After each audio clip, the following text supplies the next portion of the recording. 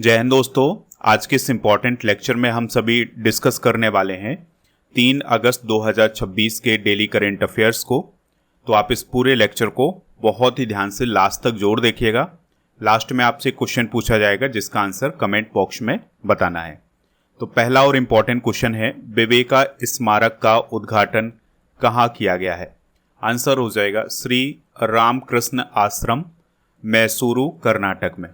तो दोस्तों, प्रधानमंत्री मोदी जी के द्वारा विवेका स्मारक का उद्घाटन किया गया है, जो कि एक स्वामी विवेकानंद सांस्कृतिक युवा केंद्र है। तो इसका उद्घाटन श्री रामकृष्ण आश्रम, मैसूरू, कर्नाटक में किया गया है।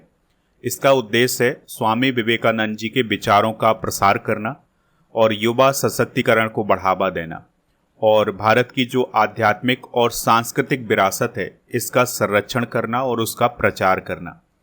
देखिए, इस मौके पर कुछ प्रमुख पुस्तकों का लोकार्पण भी किया गया है।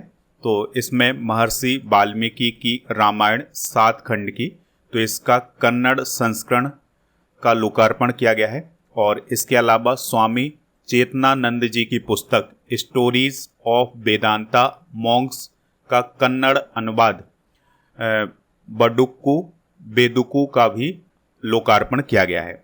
दोस्तों, स्वामी विवेकानंद जी के बारे में भी बात कर लेते हैं। तो इनका जन्म हुआ था 12 जनवरी 1863 को, कोलकाता, पश्चिम बंगाल में इनका जन्म हुआ था। और दोस्तों, 12 जनवरी को भारत में राष्ट्रीय युवा दिवस मनाया जाता है। इनके बचपन का नाम था नरेंद्र नाथ दत्त, और इनके गुरु कौन थे? श्री रामकृष्ण परमहंस। और शिकागो धर्म संसद में इनके द्वारा भाषण दिया गया था 11 सितंबर 1893 को। और इनके द्वारा रामकृष्ण मिशन की स्थापना 1897 में की गई थी। और इनका महाप्रयाण हुआ था 4 जुलाई 1902 को बेलूर मठ में। अगला क्वेश्चन है, हाल ही में अल्लूरी सीताराम राजू इंटरनेशनल एयरपोर्ट का उद्घाटन कहाँ पर किया गया है? तो इसका जो उद्घाटन है ये भोगापुरम में किया गया है। तो दोस्तों, अल्लूरी सीताराम राजू इंटरनेशनल एयरपोर्ट का उद्घाटन मोदी जी के द्वारा किया गया है, और यह भोगापुरम, विजयनगरम जिला, आंध्र प्रदेश में स्थित है। ठीक है, ये क्वेश्चन आपके एग्जाम में पूछा जा सकता है क्योंकि यह एक इंटरनेशनल एयरपोर्ट है। ठीक है, तो ये विशाखापत्तनम से लगभग 45 किलोमीटर दूरी पर स्थित है। 1 अगस्त को इसका उद्घाटन हुआ है, और इसमें जो कमर्शियल उड़ानें हैं ये 17 अगस्त 2026 से शुरू हो जाएंगी। तो याद रखिएगा कि जो अल्लूरी सीताराम राजू इंटरनेशनल एयरपोर्ट है ये आंध्र प्रदेश में स्थित है। इसका उद्घाटन हाल ही में हुआ है। इसे भोगापुरम इंटरनेशनल एयरपोर्ट भी बोला जाता है। देखिए, यहाँ पर बात हुई है अल्लूरी सीताराम राजू की। तो इनका जन्म 4 जुलाई 1897 को हुआ था विशाखापत्तनम के पंद्रागी में, और 7 मई 1924 को इनका निधन हुआ था। और इन्हें मन्यम बीरूडू के नाम से जाना जाता है। इनका संबंध रामपा विद्रोह से था। तो आदिवासियों को ब्रिटिश शासन और वन कानूनों के विरुद्ध इन्होंने लोगों को संगठित किया था, और अंग्रेजों के खिलाफ इन्होंने विद्रोह किया था। नेक्स्ट क्वेश्चन है, भारतीय वायुसेना के नए उप प्रमुख यानी DCAS या deputy chief of the air staff कौन बने हैं? तो आंसर हो जाएगा तेजपाल सिंह। तो एयर मार्शल तेजपाल सिंह हाल ही में deputy chief of the air staff बने हैं, और उन्होंने एयर मार्शल अवधेश कुमार भारती का स्थान लिया है। और दोस्तों, ये जो deputy chief of the air staff होता है वो भारतीय वायुसेना में तीसरा सबसे वरिष्ठ अधिकारी होता है। ठीक है, तो एक तो हो जाएंगे वायुसेना के प्रमुख, और फिर वायुसेना के उप प्रमुख यानी कि vice chief of the air staff, और फिर तीसरे नंबर पर जो पद आता है वो आता है deputy chief of the air staff. तो जो एयर मार्शल तेजपाल सिंह है ये deputy chief of the air staff बने हैं। यहाँ पर आपको कंफ्यूज नहीं होना है, ये vice chief of the air staff नहीं बने हैं बल्कि deputy chief of the air staff बने हैं। भारतीय वायुसेना की बात करें तो 8 अक्टूबर 1932 को इसकी स्थापना हुई थी। नई दिल्ली में इसका मुख्यालय है। वायुसेना के जो प्रमुख हैं वो हैं अमरप्रीत सिंह, यानी कि ये सबसे बड़े अधिकारी हैं। और फिर इसके बाद vice chief of the air staff हैं आशुतोष दीक्षित, तो ये दूसरे नंबर पर हैं। ठीक है, और तीसरे नंबर पर तेजपाल सिंह हो जाएंगे। कुछ इंपॉर्टेंट नियुक्तियां डिस्कस करते हैं। तो वाइस एडमिरल कृष्णा स्वामीनाथन नौसेना प्रमुख बने थे कुछ समय पहले। शुभेंदु अधिकारी पश्चिम बंगाल के सीएम, और सी जोसेफ विजय तमिलनाडु के मुख्यमंत्री बने हैं। रूमेन रादेव बुल्गारिया के प्रधानमंत्री बने हैं। Laura V Fernandez Delgado Costa Rica के राष्ट्रपति बने हैं। Doctor Harbans Chawla BRICS chamber of commerce and industry के अध्यक्ष बने हैं। और आर मुकुंदन ये बने हैं CII के अध्यक्ष 2026 से 27 तक के लिए। अगला क्वेश्चन है भारतीय भूवैज्ञानिक सर्वेक्षण यानी जियोलॉजिकल सर्वे ऑफ इंडिया की पहली महिला महानिदेशक कौन बनी है? तो इसका जो राइट आंसर हो जाएगा वो हो जाएगा वर्षा अशोक अगलावे। तो दोस्तों हाल ही में वर्षा अशोक अगलावे भारतीय भूवैज्ञानिक सर्वेक्षण यानी GSI की पहली महिला महानिदेशक बनी है। GSI की जो स्थापना ये 1851 में अंग्रेजों के समय हुई थी।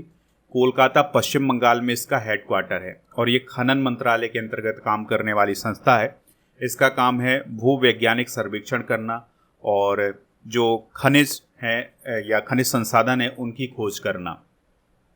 चर्चित प्रथम महिलाएं डिस्कस करते हैं तो कुलजीत कौर मरहास जो हैं ये मीटियोरिटिकल सोसाइटी फेलोशिप पाने वाली पहली भारतीय महिला बनी है।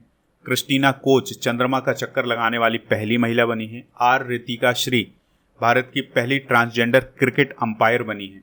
और डॉक्टर मेनका गुरुस्वामी भारत की पहली खुले तौर पर क्वीर यानी LGBTQ+ सदस्य बनी है, संसद सदस्य बनी है। इन्हें राज्यसभा के लिए चुना गया था। जस्टिस लिसा गिल आंध्र प्रदेश हाईकोर्ट की पहली महिला चीफ जस्टिस। और मैथिली ठाकुर बिहार की सबसे युवा विधायक बनी है। अगला क्वेश्चन है दोस्तों ये कथन और तर्क के आधार पर क्वेश्चन है। इस प्रकार के क्वेश्चन आपके एग्जाम में पूछे जाते हैं। तो देखिए क्वेश्चन में कथन क्या है, तो समुद्र मंथन योजना को केंद्रीय मंत्रिमंडल ने मंजूरी दी है। ठीक है, अब इसका तर्क क्या है, इस योजना का उद्देश्य समुद्री तेल और गैस की खोज तथा गहरे समुद्र की ड्रिलिंग को बढ़ावा देना है। तो दोस्तों इस क्वेश्चन का जो राइट आंसर हो जाएगा वो ये हो जाएगा कि A और R यानी कि कथन और तर्क दोनों सही हैं और जो R है यानी जो तर्क है वो कथन की सही व्याख्या करता है। इस प्रकार के क्वेश्चन आजकल एग्जाम में पूछे जा रहे हैं। तो अभी हुआ क्या है कि केंद्रीय मंत्रिमंडल ने समुद्र मंथन योजना को मंजूरी दी है और ये योजना जो है ये समुद्री तेल और गैस की खोज के लिए शुरू की गई है। ठीक है, तो समुद्र मंथन योजना केंद्र सरकार की योजना है। केंद्रीय मंत्रिमंडल ने इसको हाल ही में मंजूरी दी है और ये वित्त वर्ष 2030-31 तक के लिए योजना है। इसके लिए 84,000 करोड़ के आसपास खर्च किया जाएगा और इसका उद्देश्य समुद्री तेल और गैस की खोज करना और भूवैज्ञानिक सर्वेक्षण करना और गहरे समुद्र में ड्रिलिंग को बढ़ावा देना। यानी भारत के क्षेत्र में समुद्री तेल और गैस की खोज करने के लिए ये समुद्र मंथन योजना लाई गई है। अगला क्वेश्चन है ग्लासगो कॉमनवेल्थ गेम्स 2026 में भाला फेंक में सिल्वर मेडल किसने जीता है? तो ये जीता है दोस्तों नीरज चोपड़ा ने। तो चलिए डिस्कस करते हैं कि किसने कौन से मेडल जीते हैं अभी तक। तो भाला फेंक यानी जैवलिन थ्रो में सिल्वर मेडल जीता है नीरज चोपड़ा ने और भारत के ही यशवीर सिंह ने ब्रॉन्ज मेडल जीता है। ठीक है, तो जैवलिन थ्रो में नीरज चोपड़ा ने 85.83 मीटर का भाला फेंक करके सिल्वर और 85.41 मीटर का भाला फेंक करके यशवीर सिंह ने ब्रॉन्ज मेडल हासिल किया है। और इस प्रतियोगिता में श्रीलंका के जो जैवलिन थ्रोवर थे उन्होंने गोल्ड मेडल जीता था। मुक्केबाजी में दोस्तों भारत ने कमाल किया है और देखते हैं किसने किसने गोल्ड मेडल जीता है। तो जैस्मिन लैम्बोरिया, प्रीति पवार, साक्षी चौधरी, प्रिया घनघास, अरुंधति चौधरी, सचिन सिवाच और अंकुश पंघाल इन सभी ने गोल्ड जीता है। और मुक्केबाजी में सिल्वर किसने जीता है? लवलीना बोरगोहेन, जादूमणि सिंह और नरेंद्र वेरवाल। ठीक है, और इसके अलावा जूडो में अस्मिता डे ने गोल्ड मेडल जीता है। तो अस्मिता डे के बारे में आपको एक बात याद रखनी है कि कॉमनवेल्थ खेलों में जूडो में गोल्ड मेडल जीतने वाली ये पहली इंडियन महिला बन गई हैं। और हर्ष सिंह ने भी जूडो में गोल्ड मेडल जीता है। तो ये कॉमनवेल्थ खेलों में जूडो में गोल्ड जीतने वाले पहले पुरुष खिलाड़ी बने हैं। और यामिनी मौर्य ने रजत पदक जीता है। एथलेटिक्स में अगर हम बात करें तो 500 मीटर में गुलबीर सिंह ने कांस्य पदक जीता है और डेकाथलॉन में तेजस्विन शंकर ने कांस्य पदक जीता है। तेजस्विन शंकर के बारे में आपको याद रखना है कि कॉमनवेल्थ खेलों में डेकाथलॉन में पदक जीतने वाले वो पहले इंडियन बने हैं। पैरा एथलेटिक्स की बात करें तो सोनम राणा ने गोल्ड जीता है शॉर्ट पुट में और शुभम जुआल ने सिल्वर जीता है शॉर्ट पुट में। अगला क्वेश्चन है, हाल ही में किस देश ने अपना नाम बदलकर नाव एरो गणराज्य कर दिया है? आंसर हो जाएगा नौरू। तो जो नौरू देश था अब वो नाव एरो गणराज्य या रिपब्लिक ऑफ नाव एरो के नाम से जाना जाएगा, यानी इस देश का नाम बदला गया है। अब देश का नाम बदला गया है तो आपके एग्जाम में पूछा जा सकता है। तो 31 जुलाई 2026 को इस बात की पुष्टि की गई है कि जो नौरू देश था अब उसका नाम नाव एरो हो जाएगा। तो इसकी पुष्टि किसने की है? वहाँ के राष्ट्रपति डेविड अदेयांग ने। और इसमें संविधान में जो संशोधन है ये मई में हुआ था और अब इसको मंजूरी मिल गई है, पुष्टि हो चुकी है। तो नाव एरो जो है वो द्वीप का मूल नाम था, यानी कि जो नौरू देश था इसका पहले नाव एरो नाम ही था, लेकिन जब वहाँ पर औपनिवेशिक शासन हुआ तो इसका नाम नौरू कर दिया गया था। और ये जो नौरू है या नाव एरो है ये कहाँ पर स्थित है? तो ये दक्षिण पश्चिम प्रशांत महासागर भूमध्य रेखा के दक्षिण में स्थित है। यहाँ पर आप ऑस्ट्रेलिया को देख सकते हैं और ये दिखाई दे रहा है नाव एरो देश। और इसके निकटतम पड़ोसी देशों में किरीबाती का वनावा द्वीप आता है। क्षेत्रफल की बात करें तो 21 वर्ग किलोमीटर इसका क्षेत्रफल है। ये दुनिया का तीसरा सबसे छोटा देश है और दुनिया का सबसे छोटा देश है वेटिकन सिटी, ठीक है। और यहाँ की जो करेंसी है वो है ऑस्ट्रेलियन डॉलर। राजधानी है यारेन और इसे स्वतंत्रता मिली थी 1968 में ऑस्ट्रेलिया से। अगला क्वेश्चन है, हाल ही में भारतीय नौसेना के नए प्रमुख कौन बने हैं? तो दोस्तों हाल ही में जो तरुण सोबती हैं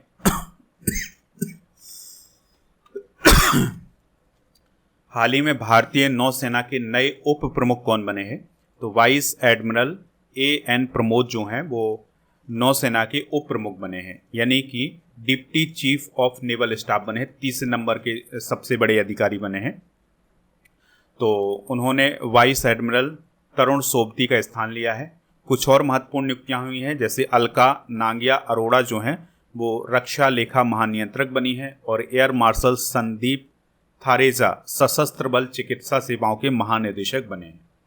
भारतीय नौसेना की बात करें तो 26 जनवरी 1950 को इसकी स्थापना हुई थी। नई दिल्ली में मुख्यालय है और इसके प्रमुख हैं कृष्णा स्वामीनाथन और नौसेना स्टाफ के उप प्रमुख हैं अजय कोचर। हाल ही में शुरू की गई प्रधानमंत्री सूर्य सरोवर योजना मुख्य रूप से किस क्षेत्र से संबंधित है? आंसर हो जाएगा सोलर एनर्जी या सौर ऊर्जा। ये क्वेश्चन भी पूछा जा सकता है। तो हाल ही में दोस्तों प्रधानमंत्री सूर्य सरोवर योजना को केंद्रीय मंत्रिमंडल ने मंजूरी दी है। अब ये जो नई योजना है ये एग्जाम में पूछी जाएंगी, तो इनको आप जरूर नोट करते जाइएगा। तो इसमें कुल खर्च किया जाएगा लगभग 5,000 करोड़ के आसपास।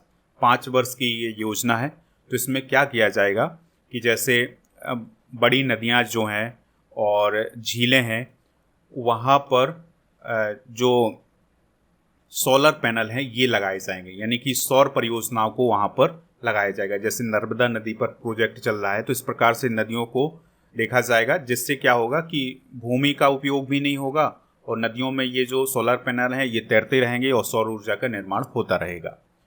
हाल ही में विद्या वाहिनी योजना किस राज्य कैंसर शासित प्रदेश में शुरू की गई है?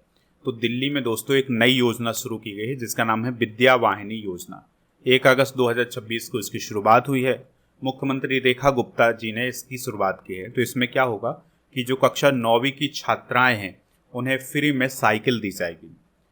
राज्यों की कुछ प्रमुख योजनाएं देखते हैं तो रानी लक्ष्मीबाई स्कूटी योजना यूपी में शुरू की गई है और दिल्ली लक्ष्मी योजना की शुरुआत हाल ही में हुई है दिल्ली में। अन्नपूर्णा योजना पश्चिम बंगाल में शुरू की गई है।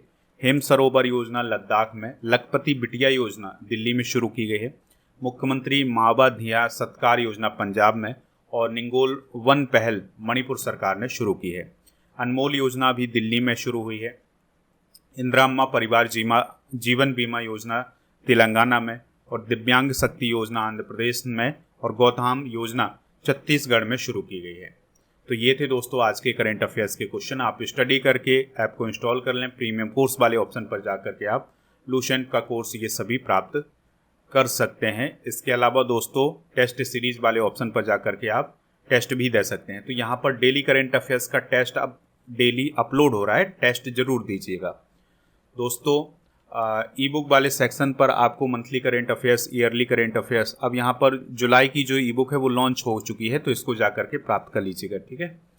चलिए कल के करंट अफेयर्स को रिवाइज करते हैं। भारत का पहला टेलीकॉम मैन्युफैक्चरिंग जोन कहाँ स्थापित किया जाएगा? ग्वालियर। फ्रैंको बारेसी किस देश के प्रसिद्ध फुटबॉलर थे जिनका निधन हुआ है? इटली।